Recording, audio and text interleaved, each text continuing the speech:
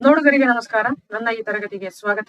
ಇಂದಿನ ತರಗತಿಯಲ್ಲಿ ನಾವು ಬೋರ್ಡ್ KSEAAB ಬಿಟ್ಟಿರ್ತಕ್ಕಂತಹ ಮಾಡೆಲ್ ಪೇಪರ್ ಅನ್ನ ನೋಡ್ತಾ ಹೋಗೋಣ. ಇದು ಕರ್ನಾಟಕ ಶಾಲಾ ಪರೀಕ್ಷೆ ಮೌಲ್ಯ ನಿರ್ಣಯ ಮಂಡಳಿ ಬಿಟ್ಟಿರ್ತಕ್ಕಂತಹ ಅಫಿಷಿಯಲ್ ಮಾಡೆಲ್ ಕ್ವಶನ್ ಪೇಪರು. ಇವತ್ತಿನ ವಿಡಿಯೋದಲ್ಲಿ ಮಾದರಿ ಪ್ರಶ್ನೆ ಪತ್ರಿಕೆ 2 ನಾವು ಚರ್ಚಿಸ್ತಾ ಇದೀವಿ. ಮೊದಲನೇ ಪ್ರಶ್ನೆ, ನಾನು ಯಾವಾಗ್ಲೂ ಹೇಳ್ತೀನಿ, ಇಷ್ಟು ಹೆಡಿಂಗ್ ಅನ್ನ ಓದ್ತಾ ಹೋಗ್ಬೇಡಿ, ಇದು ಟೈಮ್ ವೇಸ್ಟ್ ಆಗುತ್ತೆ. ಸೊ ಮೊದಲನೇ ಪ್ರಶ್ನೆ ಇನ್ಫಿನಿಟಿವ್. ನೀವು ಮೊದಲನೇ ಪ್ರಶ್ನೆ ನಮ್ಗೆ ಯಾವಾಗ್ಲೂ ಕ್ವೆಶನ್ ಟ್ಯಾಗ್ ಬರ್ತಿತ್ತು, ಇದರಲ್ಲಿ ಇನ್ಫಿನಿಟಿವ್ ಇದೆ. So be careful well reading the question. ಪ್ರಶ್ನೆಯನ್ನ ಓದುವಾಗ ಎಚ್ಚರಿಕೆ ಇರಲಿ.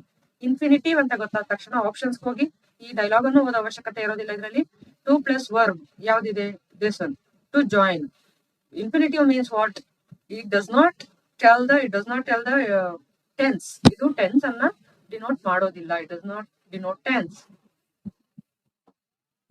Okay, second question, language function. Directly underlined sentence. Let me briefly explain you those concepts again. ಆ ಕಾನ್ಸೆಪ್ಟ್ಸ್ ಅನ್ನ ಮತ್ತೆ ನಿಮಗೆ ನಾನು ವಿವರಿಸ್ತೇನೆ ಅಂತ ಹೇಳೋದು. ಏನು? ಗಿವಿಂಗ್ ಪರ್ಮಿಷನ್ ಅಲ್ಲ, ಗಿವಿಂಗ್ ಪರ್ಮಿಷನ್ ಅಲ್ವೇ ಅಲ್ಲ. ಸೀಕಿಂಗ್ ಇನ್ಫಾರ್ಮೇಶನ್ ಪ್ರಶ್ನೆ ಕೇಳ್ತಿರ್ಬೇಕು, ಅದು ಸೀಕಿಂಗ್ ಇನ್ಫಾರ್ಮೇಶನ್ ಆಗುತ್ತೆ ಅಲ್ಲ. ಎಕ್ಸ್ಪ್ರೆಸಿಂಗ್ ಅಗ್ರಿಮೆಂಟ್ ಒಪ್ಪಿಗೆ ಕೊಡ್ತಿರೋದ? ಇಲ್ಲಿ ಏನ್ ಹೇಳ್ತಿದೆ? I could not understand the last 2 questions. ನನಗೆ 2 ಕಡೆಯ ಪ್ರಶ್ನೆಗಳು ಅರ್ಥ ಆಗ್ಲಿಲ್ಲ ಟೀಚರ್, ಅದಕ್ಕೆ ನಾನೇ ನಿಮ್ಗೆ ಮತ್ತೆ ಎಕ್ಸ್ಪ್ಲೈನ್ ಮಾಡ್ತೀನಿ ಬಾಪ ಅಂತ ಹೇಳೋದು. ಅಗ್ರಿಮೆಂಟಾ ಅಥವಾ ಆಫರಿಂಗ್ ಹೆಲ್ಪ್? Offering help. ಅವರೇ ಸ್ವ ಇಚ್ಛೆಯಿಂದ ಆತನಿಗೆ ಸಹಾಯ ಮಾಡೋದಕ್ಕೆ ಮುಂದಾಗ್ತಾರೆ. Next third question, if clause. The question is, now if you had woken up earlier you dash reach the bus station in time. ನೀನು ಬೇಗ ಎದ್ದಿದ್ರೆ, morning from the bed, if you had got up earlier, ಬೇಗ ಎದ್ದಿದ್ರೆ ನೀನು bus station ಅನ್ನ in time on time. In time ಅಂದ್ರೆ ಸಮಯದ ಒಳಗೆ, ಆನ್ ಟೈಮ್ ಅಂದ್ರೆ ಸಮಯಕ್ಕೆ ಸರಿಯಾಗಿ. ನೀನು ಸಮಯದ ಒಳಗೆ ಬೇಗನೆ ಬಂದಿರ್ತಿದ್ದೆ ಸ್ಟೇಷನ್ಗೆ. ಸೊ ಶಲ್ ಹ್ಯಾವ್ ಅಲ್ಲ, ವಿಲ್ ಹ್ಯಾವ್ ಅಲ್ಲ, ಯಾಕಂದ್ರೆ ಪಾಸ್ಟ್ ಟೆನ್ಸ್ ಪಾಸ್ಟ್ ಪರ್ಫೆಕ್ಟ್ ಅಲ್ಲಿದೆ. ಹಾಗಾಗಿ ವುಡ್ ಹ್ಯಾವ್. ವುಡಂಟ್ ಹ್ಯಾವ್ ಅಲ್ಲ, ನೀನು ಸ್ಟೇಷನ್ಗೆ ಸರಿಯಾದ ಸಮಯಕ್ಕೆ ರೀಚ್ ಆಗ್ತಿರ್ಲಿಲ್ಲ. ವುಡ್ ಹ್ಯಾವ್ ರೀಚ್ ಆಗ್ತಿದ್ದೆ. ಯಾವ್ದು ಸರಿ? Would have. Fourth question is question tag. They hardly try to settle the environmental problems. ಯಾರು ಹೆಲ್ಪಿಂಗ್ ವರ್ಬ್ ಇದೆಯಾ? ಇಲ್ಲ. ಸೊ ಹಾಗಾದ್ರೆ ಏನ್ ಮಾಡ್ಬೇಕು? Helping verb we should take. ಅದಕ್ಕೆ ವರ್ಬ್ ಅನ್ನ ಕಂಡುಹಿಡಬೇಕು. ಇದರಲ್ಲಿ ವರ್ಬ್ ಯಾವುದು? ಟ್ರೈಡ್. V2 ಫಾರ್ಮ್ ಅಲ್ಲಿ ಇದೆ. V2 ಫಾರ್ಮ್ ಅಲ್ಲಿ ಇದ್ದವಾಗ ಟ್ರೈ ಅಂತ ಇದ್ರೆ ನಾವು ಡೂ ಅನ್ನ ಹೆಲ್ಪಿಂಗ್ ವರ್ಬ್ ಅನ್ನ ತಗೋಬಹುದು. ಇದು ಹೇಗೆ ಅಂದ್ರೆ, ನಾವು ನೆಗೆಟಿವ್ ಮಾಡ್ತೀವಲ್ವಾ, ಯಾವುದೇ ವಾಕ್ಯವನ್ನ ನೆಗೆಟಿವ್ ಮಾಡುವಾಗ ಹೇಗೆ? They hardly tried, they hardly did not try, ಆತರ ನೆಗೆಟಿವ್ ಮಾಡುವಾಗ ಡೂ ವರ್ಬ್ಸ್ ಅನ್ನ ತಗೋತೀವಿ. ಸೇಮ್ ಕ್ವಶನ್ ಟ್ಯಾಗ್ ಅಲ್ಲೂ ಅದೇ ಫಾಲೋ ಆಗುತ್ತೆ. ಟ್ರೈಸ್ ಅಂತ ಇದ್ದಿದ್ರೆ ಏನ್ ತಗೋತಿದ್ವಿ? S, does. ಟ್ರೈಡ್ ಅಂತ ಇದ್ದವಾಗ ಯಾವ್ದು ತಗೋಬೇಕು? Yes, did. ಅರ್ಥ ಆಯ್ತಾ ಇದೆ ಯಾವಾಗ ಡೂ ವರ್ಬ್ಸ್ ತಗೋತಿದೀವಿ ಅಂತ? Yeah, did. Here did. So this is also wrong. Next negative word ಇದೆಯಾ? ನೆಗೆಟಿವ್ ವರ್ಡ್ಸ್ ಯಾವ್ದು? No, not, never, nothing, hardly, rarely. So ಈ ಯಾವ್ದಾದ್ರು ನೆಗೆಟಿವ್ ವರ್ಡ್ಸ್ ಸೋ ಫಾರ್ ನಾನ್ ನೋಡಿದ ಹಾಗೆ ನೋ, ನಾಟ್, ನೆವರ್ ಇಷ್ಟರಲ್ಲೇ ಕೊಡ್ತಾ ಇದ್ರು. ಈಗ ಇದರಲ್ಲಿ ಹಾರ್ಡ್ಲಿ ಕೊಟ್ಟಿದ್ದಾರೆ. ಮಾಡೆಲ್ ಪೇಪರ್ ಅಲ್ಲಿ ಹಾರ್ಡ್ಲಿ ಇದೆ. ನಥಿಂಗ್ ಕೂಡ ಯಾವ್ದೋ ಒಂದು ಮಾಡೆಲ್ ಪೇಪರ್ ಅಲ್ಲಿ ನೋಡಿದೀನಿ. ರೇರ್ಲಿ ಇನ್ನೂ ಯೂಸ್ ಆಗಿಲ್ಲ. ಸೊ ಗೊತ್ತಿರ್ಲಿ ನಿಮ್ಗೆ.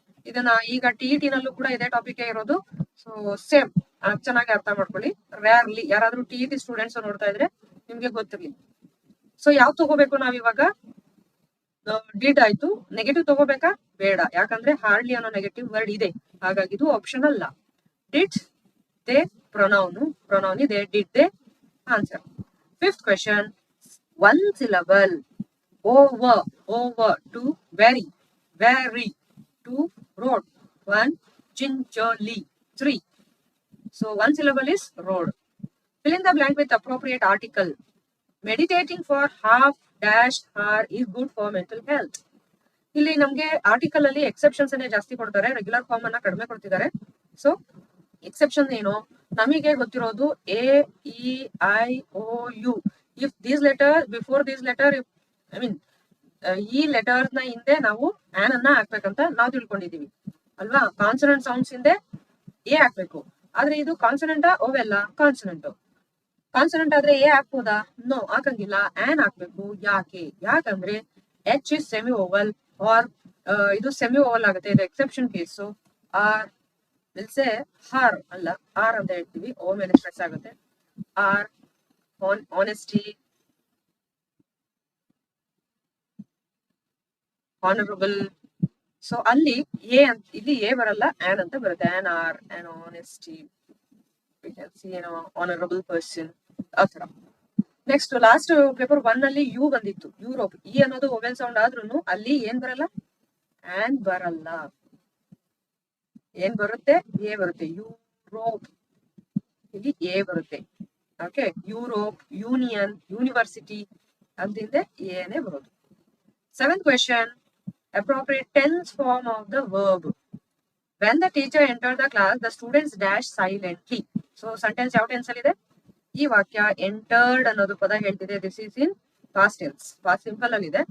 ಸೊ ಪಾಸ್ಟ್ ಟೆನ್ಸ್ ಅಲ್ಲಿ ಇದ್ದವಾಗ ನಾವು ಇದರಲ್ಲಿ ನೋಡಿ ಬಿ ಅಂತ ಕೊಟ್ಟಿದ್ದಾರೆ ಹಿಂಟ್ ವರ್ಡ್, ಬಿ ವರ್ಬ್ಸ್ ಅನ್ನ ತಗೋಬೇಕು. ಬಿ ವರ್ಬ್ಸ್ ಯಾವ್ದು? Is, are, was and were. So past tense ಅಲ್ಲಿ ಇರೋದ್ರಿಂದ ವಾಸ್, ವೇರ್ ಅನ್ನ ತಗೋಬೇಕು. ದ ಸ್ಟೂಡೆಂಟ್ಸ್ ಸಬ್ಜೆಕ್ಟ್ ಪ್ಲೂರಲ್ ಇರೋದ್ರಿಂದ ವೇರ್ ಅನ್ನ ತಗೋಬೇಕು. Were the students were read silently, read silently ಬರೋದಿಲ್ಲ. ಸೊ ಪಾಸ್ಟ್ ಕಂಟಿನ್ಯೂಸ್ ಆಗುತ್ತೆ. Were reading silently. ಈ ವಾಕ್ಯದಲ್ಲಿ ಸೈಲೆಂಟ್ಲಿ ಅನ್ನೋದೇನು? ಕಮೆಂಟ್ ಬಾಕ್ಸ್ ಅಲ್ಲಿ ತಿಳಿಸಿ. Fill in the blank with appropriate preposition. The dog jump dash the river.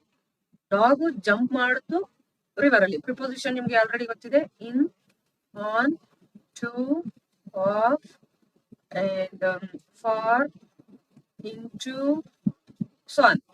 Across, over, below, under, all this. The dog jumped in the river. In the river ಆಗುತ್ತಾ ಅಥವಾ ಬೇರೆ ಏನಾದ್ರು ಆಗ್ಬೇಕಾ? into the river. ಯಾಕಂದ್ರೆ ಈ if jump ಅಂತ action word ಇದ್ದವಾಗ that is followed by into ಅನ್ನುವಂತಹ preposition ಅನ್ನ ನಾವು ಬಳಸಬೇಕಾಗುತ್ತೆ. Because into the river event. Okay, that is the best correct answer. Fill in the blank with suitable linker. Everybody likes Mr. Paul dash. He is an honest officer. ಇಲ್ಲಿ result ಇದೆ, ಇಲ್ಲಿ reason ಇದೆ. ಎಲ್ಲರೂ ಪಾಲ್ ಅನ್ನ ಇಷ್ಟಪಡ್ತಾರೆ. ಅವನು ಒಬ್ಬ, ಇಲ್ಲಿ ಆನ್ ಆನೆಸ್ಟ್ ಅನ್ನ ನೋಡ್ಬೋದಾ? Honest, honesty, an honest man. An ಅನ್ನೋದೇನು ಇಲ್ಲಿ? Yes, article. An honest officer. Okay, so ಇಲ್ಲಿ ಅವನು ಆನೆಸ್ಟ್ ಆಫೀಸರ್ ಆಗಿರೋದ್ರಿಂದ ಎಲ್ಲರೂ ಆತನನ್ನ ಇಷ್ಟಪಡ್ತಾರೆ. ಯಾವ್ದು ಬರ್ಬೇಕು ಇಲ್ಲಿ? because. Okay, next 10th question is correct form of the word.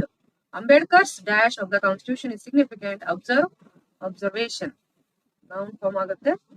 Most of the time it will be noun form, observation. Change following into passive voice. Baleshwar saved Roma. Past simple ಅಲ್ಲಿದೆ. saved verb. ಯಾರು save ಮಾಡಿದ್ದು? ಬಲೇಶ್ವರ್. ಯಾರನ್ನ? ರೋಮಾನ object. ರೋಮಾ object ಆಗುತ್ತೆ. So object come first. ರೋಮಾ helping verb ಬೇಕು, ಇಲ್ಲಿಲ್ಲ. ಇದ್ರಲ್ಲಿ ನಮಗೆ passive voice ಅಲ್ಲಿ ಹೆಲ್ಪಿಂಗ್ ವರ್ಬ್ ಇಲ್ಲ ಅಂದ್ರೆ ಯಾವ್ದ್ರ ಸಹಾಯ ತಗೋತೀವಿ? ಬಿ ವರ್ಬ್ ಸಹಾಯ ತಗೋತೀವಿ. ಅದೇ ಕ್ವೆಶ್ಚನ್ ಟ್ಯಾಗ್ ಅಲ್ಲಿ ಡೂ ವರ್ಬ್ ಸಹಾಯ ತಗೋತೀವಿ. ನಮ್ಮಲ್ಲಿ ರೋಮಾ ಸೇವ್ಡ್ ಪಾಸ್ಟ್ ಟೆನ್ಸ್ ಅಲ್ಲಿ ಇದೆ. ಪಾಸ್ಟ್ ಟೆನ್ಸ್ ಅಲ್ಲಿ ಇರೋದ್ರಿಂದ ಪಾಸ್ಟ್ ಟೆನ್ಸ್ ಹೆಲ್ಪಿಂಗ್ ವರ್ಬ್ ಯಾವ್ದು? Was, were. Roma was, Roma singular ಇರೋದ್ರಿಂದ ವಾಸ್ ಅನ್ನ ತಗೋಬೇಕು. ಅಂಡರ್ಸ್ಟುಡ್? ವಾಸ್ saved, ಮೂರನೇ form. saved by common preposition Baleshwar. This is the answer. 12th question, change the following sentence into superlative degree. Sharan is taller than any other boy in our class. Model paper 1 ಅಲ್ಲಿ positive degree change ಮಾಡಿ ಅಂತ ಕೊಟ್ಟಿದ್ದಾರೆ. So ಇದು ಇಂಥದ್ದೇ degree ಅಂತ model papers ನೋಡಿ ಹೇಳಲಿಕ್ಕೆ ಆಗೋದಿಲ್ಲ. ನೀವು ಇಲ್ಲಿ ಕಂಪ್ಯಾರಿಟಿವ್ ಗೆ ಕೇಳ್ತಾರೆ ಅಥವಾ ಸೂಪರ್ಲೇಟಿವ್ ಗೆ ಕೇಳ್ತಾರೆ ಅಂತ. ಯಾಕಂದ್ರೆ ಮಾಡೆಲ್ ಪೇಪರ್ 1 ಅಲ್ಲಿ ಎಸ್ ಪಾಸಿಟಿವ್ ಕೊಟ್ಟು ಕೇಳಿದ್ದಾರೆ. ಶರಣ್ ಈಸ್ ಟಾಲರ್ ಅನ್ನೋ ಅಡ್ಜೆಕ್ಟಿವ್ ಏನಾಗುತ್ತೆ? Taller, the tallest. Is the tallest boy in the class. Full stop. 13th question, use the word dream as verb. So ಈ ತರ ಕೇಳಿದವಾಗ ಆನ್ಸರ್ ಐ ಡ್ರೀಮ್ ಅನ್ನೋದು ಇದು verb ಆಯ್ತು. ಐ ಡ್ರೀಮ್, ನಾನು ಕನ್ಸ್ ಕಾಣ್ತೇನೆ. Full stop. ಇಷ್ಟು ಟ್ರೂ. ಇಷ್ಟು ಬರೆದ್ರು ಉತ್ತರ correct, marks will be awarded. I dream, ಇನ್ನು ಬರಿತೀನಿ ನಾನು ಚೆನ್ನಾಗಿ ಅನ್ನೋದಾದ್ರೆ ಐ ಡ್ರೀಮ್ ಬಿಗ್, ನಾನು ದೊಡ್ಡದಾಗಿ ಕನ್ಸು ಕಾಣ್ತೇನೆ. ಅದೇ ಇದನ್ನ ನೌನ್ ಆಗಿ ಬರೀರಿ ಅಂದ್ರೆ, ಡ್ರೀಮ್ ಅನ್ನೋನ ನೌನ್ ಆಗಿ ಬರೆಯೋದಾದ್ರೆ ಹೇಗ್ ಬರಿಬಹುದು? ಕಮೆಂಟ್ ಬಾಕ್ಸ್ ಅಲ್ಲಿ ತಿಳಿಸ್ತೀರಾ? S. 14th question, parts of speech. She buys a costly ornament. So buys ಅನ್ನೋದು ವರ್ಬ್. ಹೌ ಶಿ ಬೈಸ್ ಅನ್ನೋದಕ್ಕೆ ಇದು ಉತ್ತರ ಆಗತ್ತಾ? ಇಲ್ಲ. ಆರ್ನಮೆಂಟ್ ಅನ್ನೋದು ಹೇಗೆ ಇದೆ, what kind of ornament it is, how it is ಅನ್ನೋದಕ್ಕೆ ಈ ಪದ ಉತ್ತರ ಹೇಳ್ತಿದೆ. Costly ornament. ಎಂತಹ ಆರ್ನಮೆಂಟ್? Costly ornament. ಇದು ಈ ನೌನ್ ಅನ್ನ ಮಾಡಿಫೈ ಮಾಡ್ತಿದೆ. ಹಾಗಾದ್ರೆ ನೌನ್ ಅನ್ನ ಒಂದು ವರ್ಡ್ ಮಾಡಿಫೈ ಮಾಡ್ತಿದ್ರೆ ಅದು ಎಂತಹ ಪಾರ್ಟ್ಸ್ ಆಫ್ ಸ್ಪೀಚ್ ಆಗುತ್ತೆ? ಎಡ್ಜೆಕ್ಟಿವ್, ನಾಮವಿಶೇಷಣ. Combine the following sentence using so that. ಇದು ಪೇಪರ್ 1 ಅಲ್ಲಿ ಕೂಡ ಬಂದಿತ್ತು. ಸೋ ದಟ್ ಅನ್ನೋದು ಹೊಸ ಸ್ಟ್ರಕ್ಚರ್. ಸೊ ಈಸಿ, ಬಟ್ ಇದು ತುಂಬಾ ಈಸಿ ಇದೆ. ನಿತಿನ್ ಇಸ್ ವೆರಿ ವೀಕ್, ಒಂದ್ ಸೆಂಟೆನ್ಸ್ ಆಯ್ತು, ಫುಲ್ ಸ್ಟಾಪ್ ಇದೆ. He can not walk fast, ಅವನು ಜೋರಾಗಿ ವಾಕ್ ಮಾಡ್ಲಿಕ್ಕೆ ಆಗೋದಿಲ್ಲ. ಉತ್ತರ ಹೀಗೆ ಬರಿತೀವಿ, ನಿತಿನ್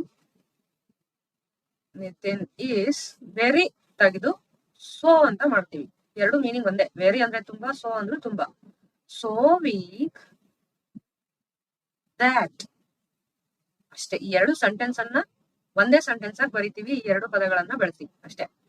ಸೊ ದ್ಯಾಟ್ ಈ ಎಚ್ ಸ್ಮಾಲ್ ಬರಿಬೇಕು, because continuation of the sentence. He can not walk fast,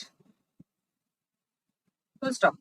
16th question, read the following conversation, change underline to reported speech. Underline ಮಾಡಿರೋದು. Can you go through and review it for me? Rehan asked, Nehan ಅನ್ನ ಕೇಳ್ತಿದ್ದಾನೆ. Asked can helping verb ಇಂದ ಶುರುವಾಗಿದೆ. ಅಂದ್ರೆ ಇದು what type of question it is, ಇದು ಎಂತಹ question? Comment box ಅಲ್ಲಿ ತಿಳಿಸಿ. ಎಸ್ ನೋ ಹೆಲ್ಪಿಂಗ್ ವರ್ಬ್ ಇಂದ ವಾಕ್ಯ ಶುರುವಾದಾಗ ನಾವು ಇಫ್ ಅನ್ನುವ ವರ್ಡ್ ಅನ್ನ ಬರಿಬೇಕು. ಇಫ್ ಬರ್ದಾಯ್ತು. ಇದರಲ್ಲಿ ಯು ಫಸ್ಟ್ ಬರುತ್ತೆ, ಕ್ಯಾನ್ ಅನ್ನೋದು ನೆಕ್ಸ್ಟ್ ಕನ್ಸಿಡರ್ ಮಾಡ್ಬೇಕು ಆನ್ಸರ್ ಮಾಡುವಾಗ. ಯು ಇರೋದು ಯಾರು? ರೇಹಾನ್ ಯು ಅಂತ ಯಾರಿಗೆ ಹೇಳ್ತಿರೋದು? ನೇಹಾನ್ಗೆ.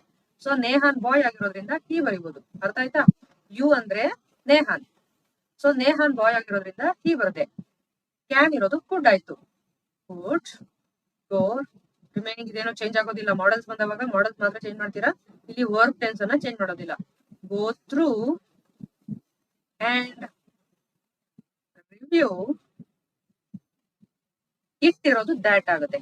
ರಿವ್ಯೂ ದ್ಯಾಟ್ ಫಾರ್ ಮೀ ಅಂದ್ರೆ ಯಾರಿಲ್ಲಿ? ರೇಹಾನ್ ಹುಡುಗ. ಇದು objective pronoun, so third person objective pronoun him, full stop. 17th question, editing. Direct ಆಗಿ ಕ್ವಶನ್ ನೋಡ್ಬಿಡಿ. Adverbial mistake. Baleshwar went and grabbed the train's red emergency chain and pulled it down ಫ್ರಾಂಟಿಕ್. ಏನೋ mistake ಇದೆ ಅಲ್ವಾ? ಇದೆ. ಅದ ಆನ್ಸರ್ ಏನಾಗ್ಬೇಕು? ಫ್ರಾಂಟಿಕಲಿ. Spelling mistake ಇದೆ. Baleshwar went and grab the train's red emergency. ಈ ಕ್ವೆಶನ್ ಅನ್ನ ಲಾಸ್ಟ್ ಇಯರ್ ಎಕ್ಸಾಮ್ ಅಲ್ಲಿ ಕೇಳಿದ್ರು, same question. Emergency spelling wrong ಇದೆ. ಓಕೆ, ಐ ಆಮ್ ಸಾರಿ, ನನಗೆ ಕನ್ಫ್ಯೂಷನ್ ಆಗ್ತಾ ಇದೆ ನೋಡ್ಬಿಟ್ಟು. ಎಮರ್ಜೆನ್ಸಿ ನೋಡಿ ಎಷ್ಟು ಕನ್ಫ್ಯೂಷನಿಂಗ್ ಆಗಿರುತ್ತೆ ಅಂದ್ರೆ ಬರೆಯುವಾಗ ಒಂದೊಂದ್ಸಲ ಹೇಳಲಿಕ್ಕೂ ಆಗೋದಿಲ್ಲ. ನೀವೇನ್ ಮಾಡ್ಬೇಕು, ಆ ತರ ಕನ್ಫ್ಯೂಷನ್ ಇದ್ದವಾಗ ಲಾಸ್ಟ್ ಪೇಜ್ ಅಲ್ಲಿ ಪೆನ್ಸಿಲ್ ಅಲ್ಲಿ ಅಥವಾ ಕ್ವಶನ್ ಪೇಪರ್ ಮೇಲೆ ಲಾಸ್ಟ್ ಪೇಜ್ ಅಲ್ಲಿ ಬರೀರಿ. 2-3 ಟೈಮ್ಸ್ ಬರೆದು ಅದೇ ಸರಿ ಅಂತ. ಇನ್ ಯಾವ್ದು ಕ್ವಶನ್ ಸ್ಪೆಲ್ಲಿಂಗ್ ರಾಂಗ್ ಇಲ್ಲ. ಒಂದು ಹೋಮೋಫೋನ್ ಸ್ಪೆಲ್ಲಿಂಗ್ ರಾಂಗ್ ಕೊಡ್ತಾರೆ, ಇಲ್ಲಾಂದ್ರೆ EA ಅಂತ ಕಡೆ ರಾಂಗ್ ಕೊಡ್ತಾರೆ. Okay, so EMERGENCE emergency is the right answer. ವೀಕ್ಷಕರೇ, ನೀವೇನಾದ್ರೂ ಹೊಸಬ್ರಾಗಿದ್ರೆ ನನ್ನ ವಿಡಿಯೋಗೆ ದಯವಿಟ್ಟು ವಿಡಿಯೋವನ್ನ ಸಬ್ಸ್ಕ್ರೈಬ್ ಮಾಡಿ. ಇನ್ನು SSLC ಗೆ ಸಂಬಂಧಪಟ್ಟಂತಹ ಇಂಗ್ಲಿಷ್ ಗ್ರಾಮರ್ ಗೆ ಸಂಬಂಧಪಟ್ಟಂತಹ ವಿಡಿಯೋಗಳನ್ನ ಹಾಕ್ತಿರ್ತೀನಿ. ಈಗ ಹೊಸದಾಗಿ TET ಸಿಲೆಬಸ್ ಅನ್ನು ಕೂಡ ಶುರು ಮಾಡಿದ್ದೀನಿ. TET ಗ್ರಾಮರ್ ಅನ್ನ ಟಾಪಿಕ್ ವೈಸ್ ಹಾಕ್ತಾ ಇದ್ದೀನಿ. ದಯವಿಟ್ಟು ನನ್ನ ಚಾನಲ್ಗೆ ಸಬ್ಸ್ಕ್ರೈಬ್ ಮಾಡಿ, ಶೇರ್ ಮಾಡಿ. Don't forget to like it. Thank you for watching.